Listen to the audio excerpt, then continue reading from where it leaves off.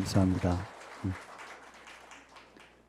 네, 우리가 사사기 7장 후반부에서 보게 되는 것은 미디안의 300명의 용사가 나팔과 횃불만 가지고 미디안의 군대 10수만 명을 혼란에 빠뜨리고 공포의 도가니에 빠뜨려 자멸시킴으로써 엄청난 승리를 얻는 장면입니다.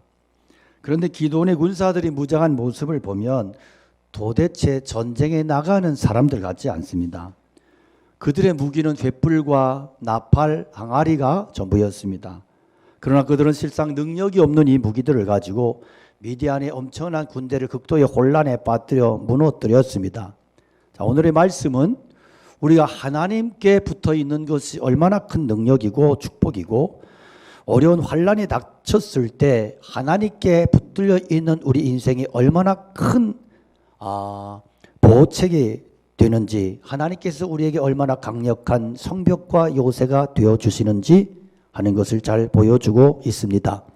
여호와께서 기드온을 찾아오셔서 그의 믿음을 변화시켜 가는 과정은 꼭 재미있게 묘사가 되어 있습니다.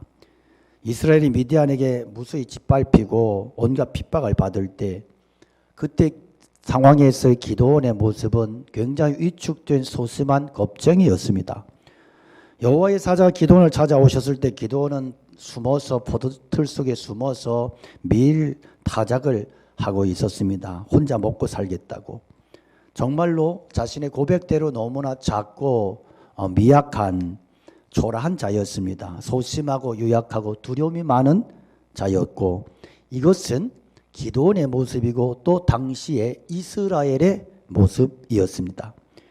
이처럼 위축된 겁쟁이는 찾아오신 하나님을 붙들고 막 씨름을 하고 갈등하고 그런 어떤 과정을 겪습니다. 그러면서 당신이 하나님이라는 사실을 내가 믿을 수 있도록 나에게 표징을 달라, 징표를 나에게 주십시오. 그러면서 때를 써요. 그럼 하나님께 계속 그렇게 요구해요. 그런데 하나님은 이런 기도원을 받아주십니다. 바위에서 불을 쏟아 응답하시고 양털에 이슬을 내리지 않게 하고, 이 사건을 통해서 하나님은 당신이 은혜의 주인 되심을 보여주시고, 그러면서 기드온이 하나님 앞에 순종하는 사람으로 변해갑니다. 자, 이스라엘 군대를 모았더니 미디안 군대의 4분의 1도 안 되는 군대가 모였어요. 그런데 하나님은 너무 많다는 거예요.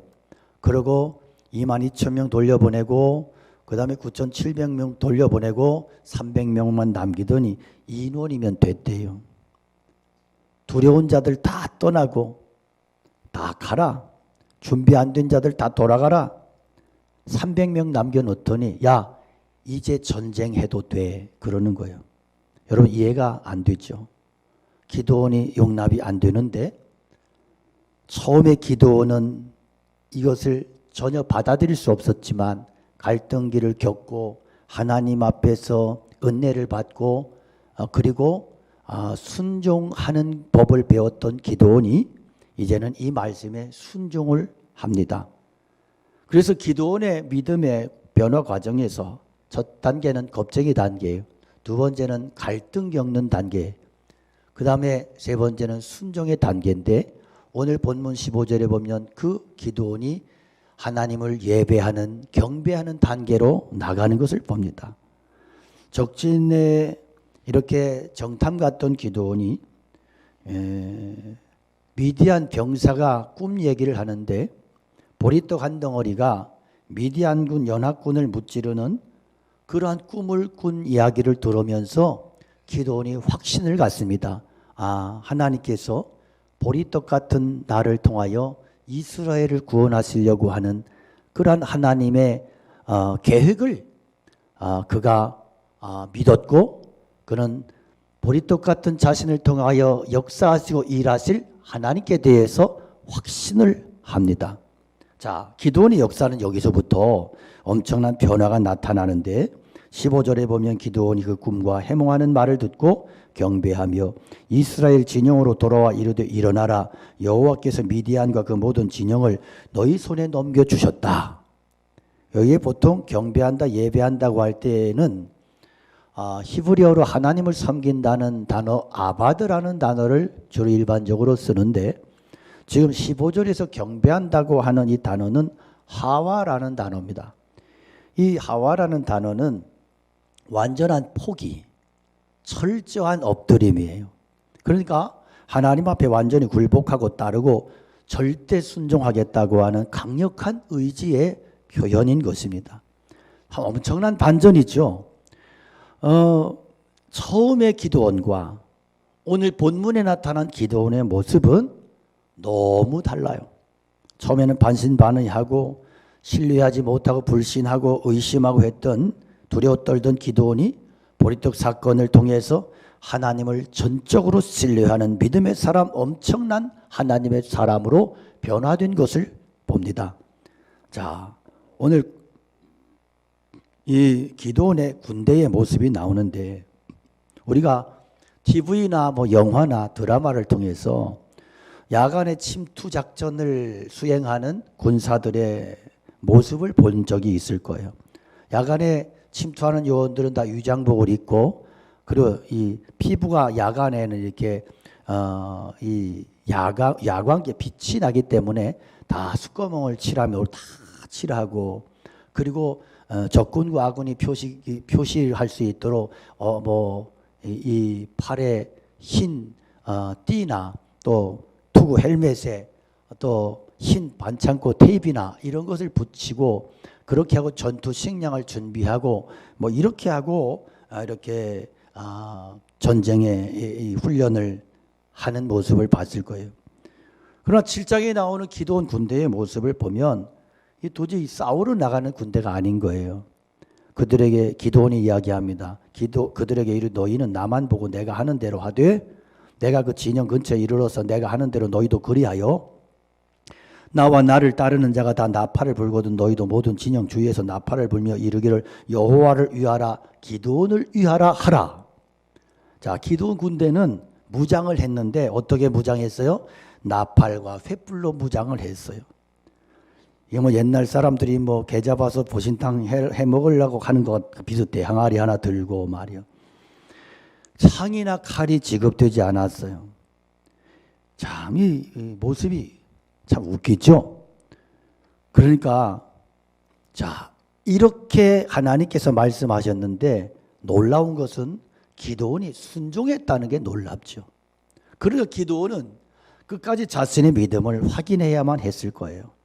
자, 하나님이 300명만 남겨놓으시더니 그러더니 싸우러 나가라고 무기를 준비하라고 말씀하시는데 나팔, 횃불, 항아리 더 없습니까? 그거면 됐다. 자, 여러분 이것보다 위험한 작전이 어디 있어요? 300명밖에 안 되는 사람들이 밤에 나팔을 불고 횃불을 비추고 횃불을 들고 뭐 이렇게 자기를 노출시키면 이건 표적이 타겟이 돼서 죽을 수밖에 없는 상식적으로 속된 말로 개죽음 당하겠다는 이야기 아니에요. 그럼에도 불구하고 놀라운 것이 뭐예요? 기드온이 순종했단 말입니다. 왜 순종했을까? 그가 지금까지 하나님을 만나고 하나님을 경험하면서 기드온이 느꼈던 것이 뭐예요? 하나님은 나보다 오르시다는 거예요. 하나님의 생각은 내 생각보다 옳고 하나님의 길은 내 길과 다르고 하나님은 항상 오르시고 하나님은 항상 나보다 지혜로우신 분이심을 믿습니다. 이 믿음 때문이에요. 여러분, 우리 안에 이 믿음이 없으면 우리는 절대 하나님의 뜻에 순종하지 못합니다. 지금 눈앞에 일어나고 있는 일 자체는 도저히 이해할 수가 없어요. 어떻게 이것을 이해할 수 있겠어요? 그런데 분명한 건 뭐냐 하면 따라합시다. 내가 이해할 수 없어도 하나님은 나보다 항상 오르십니다. 믿으십니까? 이것이 기드온이 하나님을 경험한 이후의 결론이에요. 여러분 지금 어떤 결론을 가지고 신앙생활을 하세요? 왜 우리가 항상 신앙생활하다 시험 드는지 아세요? 항상 내가 옳다고 주장하는 거예요. 어떤 일을 만났어요. 하나님 이게 뭡니까? 이렇게 나오는 거예요. 하나님이 계시면 어떻게 이런 일이 일어나죠? 이렇게 나오는 거예요. 여러분 이것이 성령의 세례를 받아야 돼요. 이런 의식이, 이 불신앙의 의식이. 그래서 우리의 고백은 하나님, 제가 지금은 알 수 없지만, 제가 지금은 많이 힘들지만 하나님의 오르심을 인정합니다. 하나님의 오르심을 믿습니다. 이런 믿음 가질 수 있기를 축복합니다. 하나님이 300명의 용사를 횃불과 나팔로 무장시키신 것은 신약시대를 살고 있는 우리들을 위해서예요.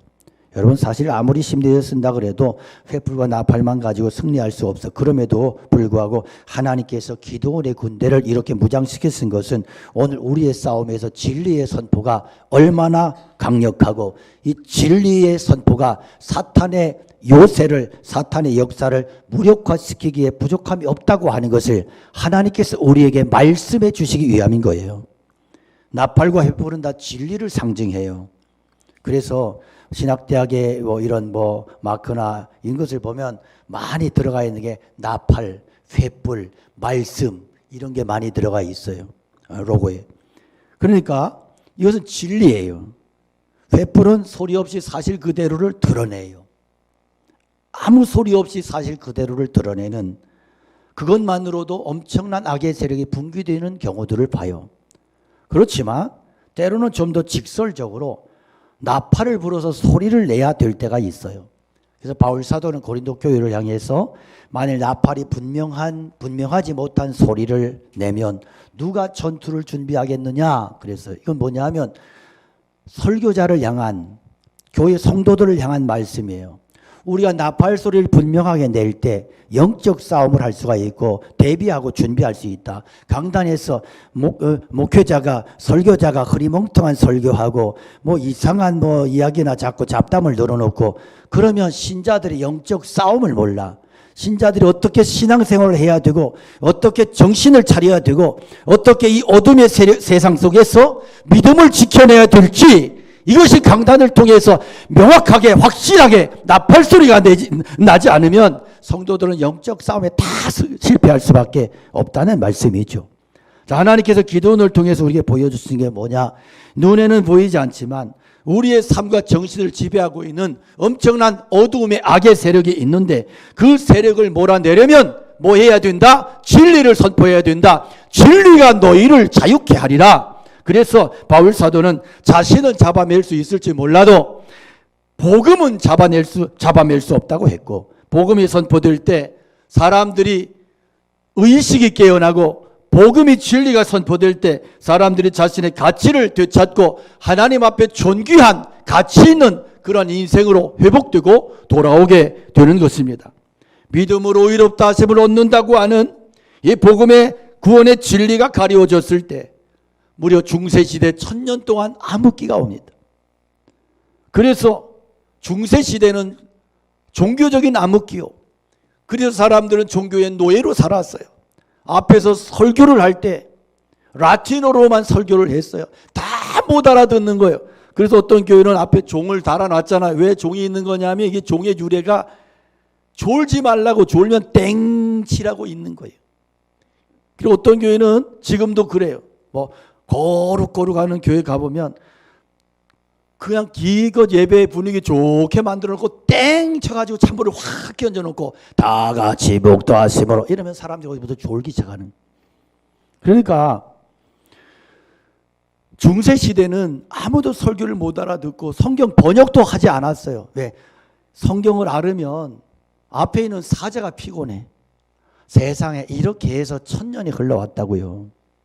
그러니까 루터를 통해서 오직 믿음으로 구원받는다, 종교적인 열정이나 종교적인 맹목적인 신앙이나 이런 것으로 행위로 구원받는 게 아니고 예수 그리스도를 믿는 믿음으로 구원받는다고 하는 이 진리를 선포했을 때 교회를 지배하고 있던 어둠의 세력이 힘을 잃기 시작했고, 진리를 선포했을 때 1000년 동안 얼어붙었던 세계, 암흑의 세계가 이제 무너지기 시작했습니다. 여러분, 교회가 어떤 곳인지 바로 하나님의 진리가 선포되는 곳이요. 교회에서 진리가 제대로 선포되면 미신의 악의 지배와 착취가 있을 수 없어요. 성도들이 깨어나요. 어둠에서 깨어나. 그래서 교회는 끊임없이 진리를 선포해야 돼요. 사람들이 듣기 좋아하든 싫어하든 진리를 선포해야 되고, 여러분들은 진리의 말씀 앞에서 내가 좋든 싫든 그 진리를 믿음으로 아멘으로 받아들일 때 우리가 하나님의 사람으로 바뀌어져 가는 것입니다. 오늘도 우리의 삶을 지배하고 있는 미신들이 많아요. 서양 사람들 아직도 13층 사용하지 않아요. 예수 믿는 사람들도 빨간색으로 이름 쓰면 기분 나쁘대요. 이거 다 미신이에요. 기독교 안에도 미신이 많아요. 그래서 우리는 4층을 죽을 사자라고 싫어해서 엘리베이터도 1, 2, 3, F, 5, 6 이렇게 해놓고, 여러분 진리가 선포되면 4층에 살든 13층에 살든 13일에 금요일이든 아무것도 문제가 되지 않아요. 숟가락을 엎어놓는다고 짜증날 것도 없고, 죽는 얘기한다고 기분 나쁠 이유도 없고. 저는 죽는 얘기 가끔 해요. 네. 왜냐하면 나 죽을 수 있단 말이에요. 근데 목사들도 이렇게 모였을 때, 야 우리 죽을 날 얼마 남지 않았어, 목회 똑바로 해야 돼, 막 이런 얘기하면 어떤 목사는 그래요. 그거 왜 기분 나쁘게 죽는 얘기를 하냐고. 안 죽을 거냐고 그럼 당신은. 그런 얘기를 합니다. 그러니까 이게 뭐냐 하면 다 우리는 미신적인 사고방식에 이렇게 사로잡혀 있어가지고, 이게 편견과 이런 거에 사로잡혀 있어가지고 뭐는 하면 안 되고 뭐는 해도 돼, 이런 거. 저는 이런 것은 우리가 깨뜨려야 될 부분이라고 봐요. 그러니까 오늘날 지성인들 그러면 조용한 설교 좋아하지.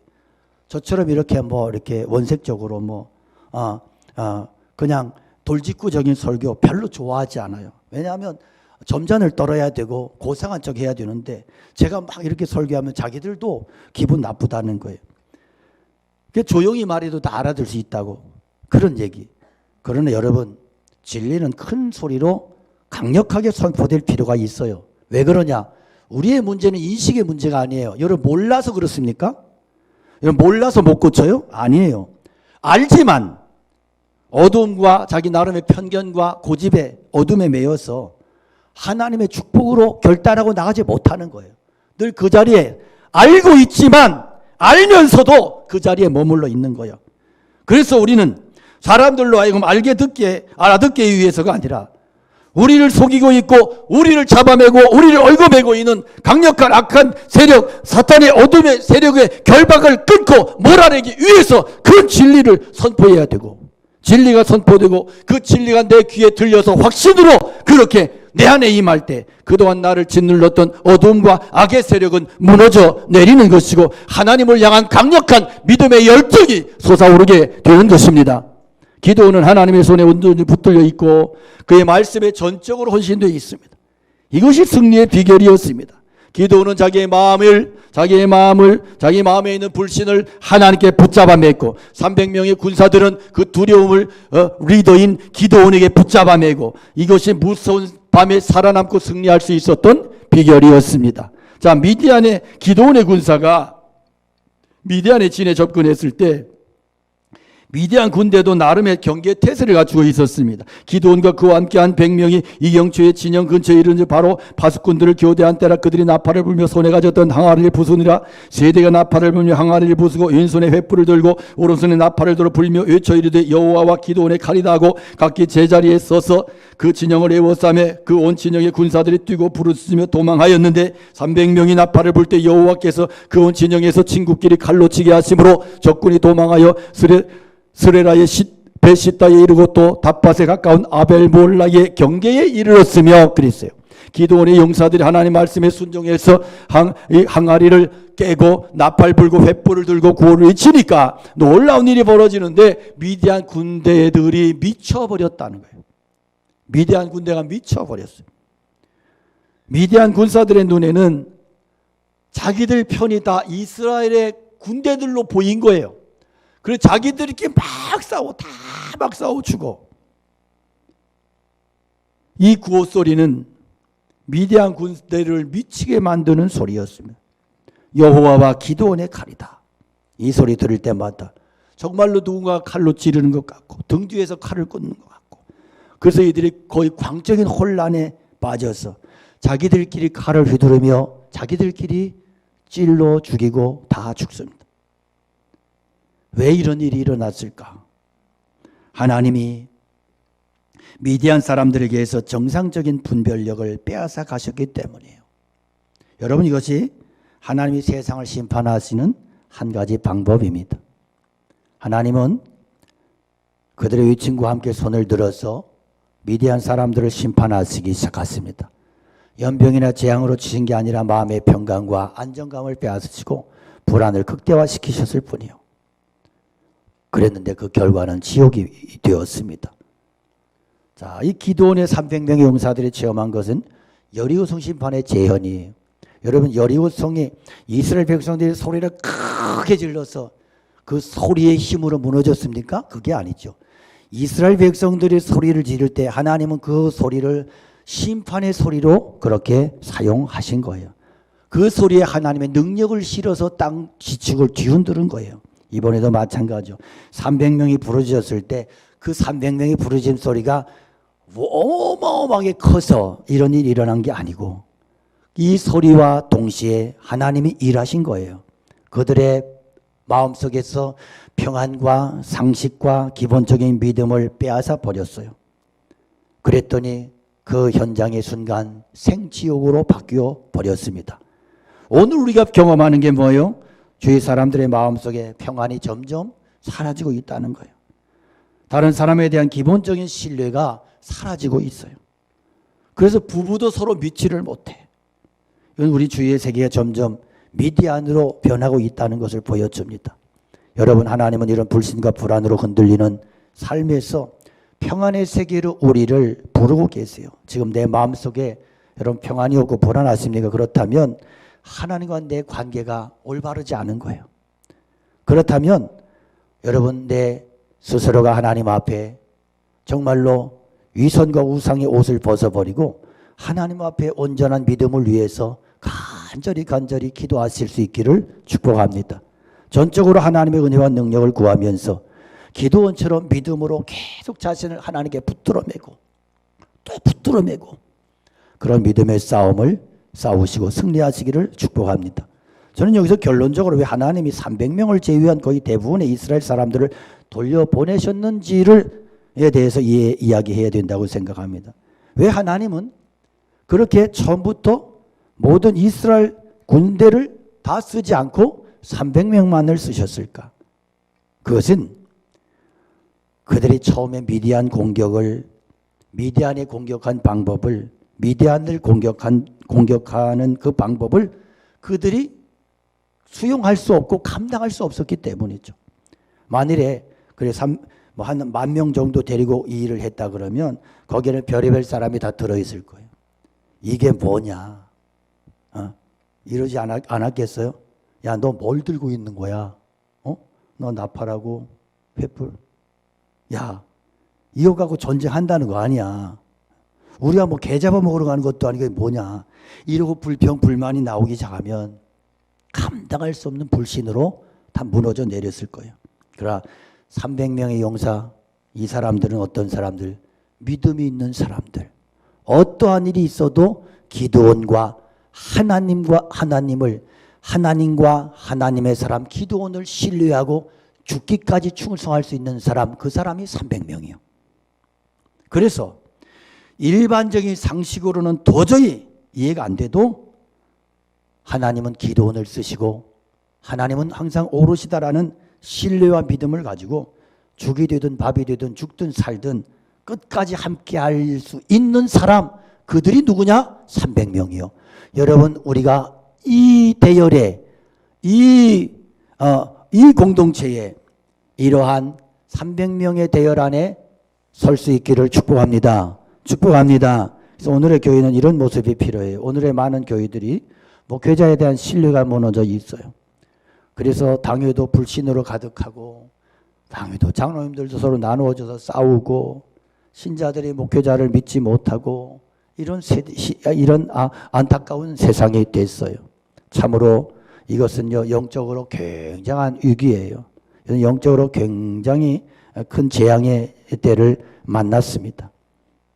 중요한 것은요, 우리 눈에 보이는 군사력이나 무기가 아니고 가장 중요한 것은 내 안에 있어요. 그것은 그 나의 정신 상태, 영적인 건강, 하나님과 나와의 관계예요. 마음의 평안은 하나님이 우리에게 주시는 가장 귀한 선물입니다. 만일 요즘에 내 삶에 평안이 없다면 그냥 가까운 사람이 그렇게 믿고 그냥 남편이 아내가 그냥 짜증나고 정말 얼굴만 쳐다봐도 3일 동안 재수가 없고 뭐 이런 게 불안하게 막 이렇게 시달리고 있다면 여러분 그 사람이 문제가 아니고 문제는 내가 문제인데 내가 어떤 문제가 왔느냐 하나님과 영적인 문제가 생긴 거예요. 그래서 여러분 교회가 은혜로우면 가정이 평안해집니다. 믿으십니까? 그리고 교회가 은혜로우면 가정과 심령의 평안함을 누립니다. 그런데 교회가 은혜가 떨어지고 교회가 막 싸움이 일어나고 그러면 가정도 싸움이 일어나고 심령도 불안하고 두렵고 평안이 사라지고 그런 거예요. 그래서 여러분 우리가 교회 공동체가 은혜롭게 설 수 있도록 교회 공동체 안에 성령의 은혜가 기름 부음이 흘러가도록 떠나지 않도록 늘 기도하셔야 됩니다. 그래서 하나님이 함께 하시면 내 안에 평안이 놀라운 평안이 내 마음속에 있는 참된 이 평안 누구도 빼앗아 갈 수 없네. 그런 찬송이 나오는 거예요. 기도원은 자신의 모든 염려와 근심을 하나님께 붙잡아 맺고 300명의 용사들은 자신들의 모든 염려와 근심을 기도원에게 붙잡아 맸어요.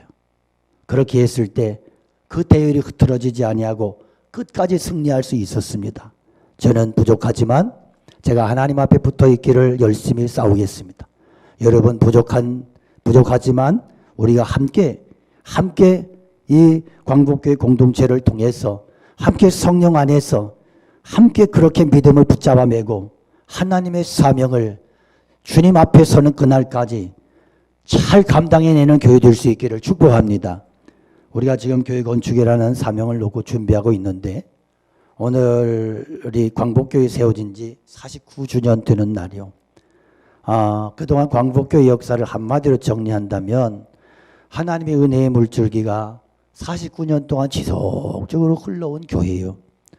여러분 그동안 광복교회는 분열과 분열이 없이 지금까지 이어져 왔어요. 광복교회가 은혜로 이렇게 분립 개척한 경험은 있지만 광복교회에서 싸우고 나가서 개척한 교회는 없어요.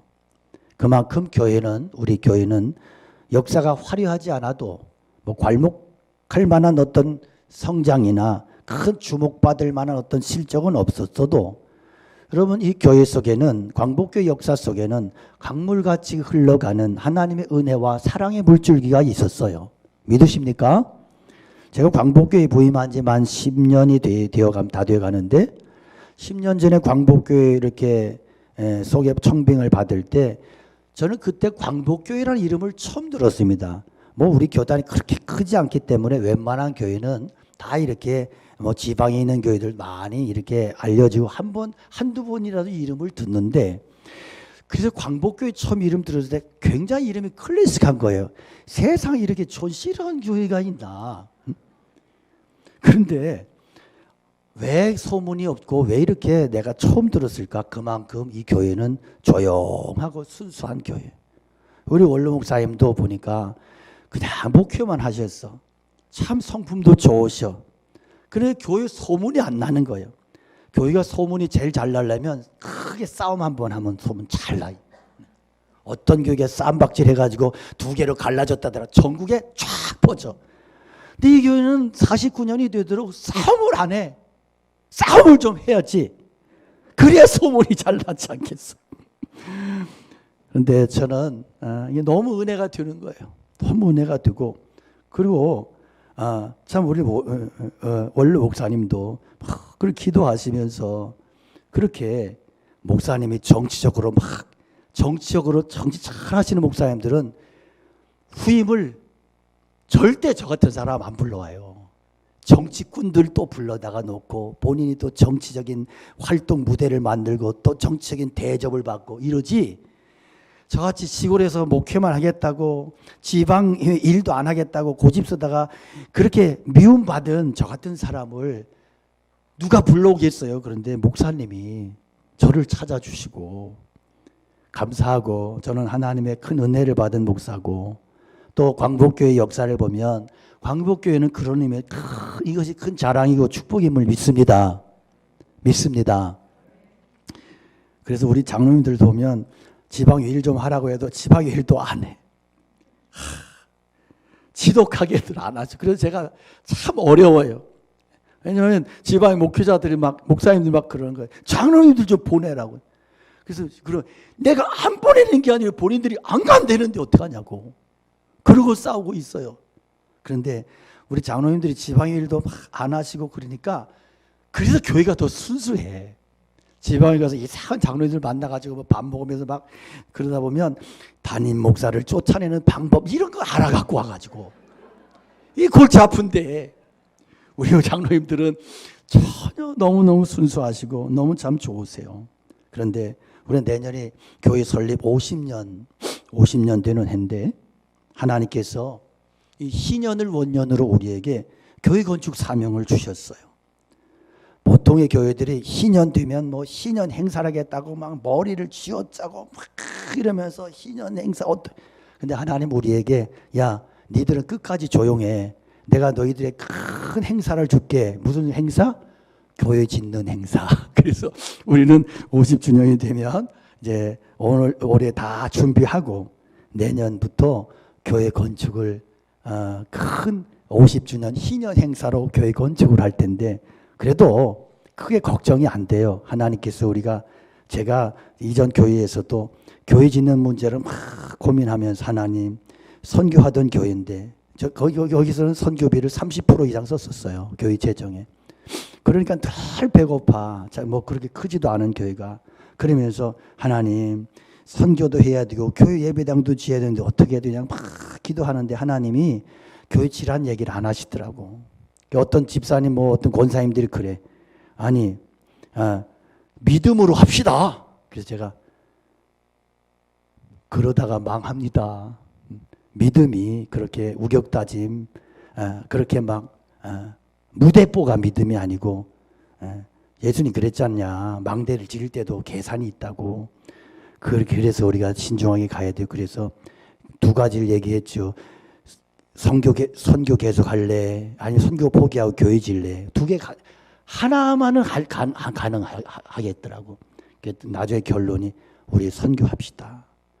그리고 교회 짓는 거 뒤로 미루고 기도하고 있었는데 하나님 저를 부르셔서 왔더니 하나님이 또 제가 워낙 이렇게 기도원처럼 소심하니까 야 보상해서 줄 테니까 이번에 교회 지어 이놈아. 그래서 준비하고 있어요. 잘 될 줄로 믿습니다. 네, 우리가 이 세상에서 악을 이기는 가장 강력한 방법이 뭐냐? 진리의 나팔을 부는 거예요. 그래서 여러분 목회자가 마음껏 진리의 나팔을 불 수 있도록 또 그 은혜를 받고 여러분들은 세상에 나가서 마음껏 진리의 나팔을 부를 수 있도록 그렇게 기도하시기 바랍니다.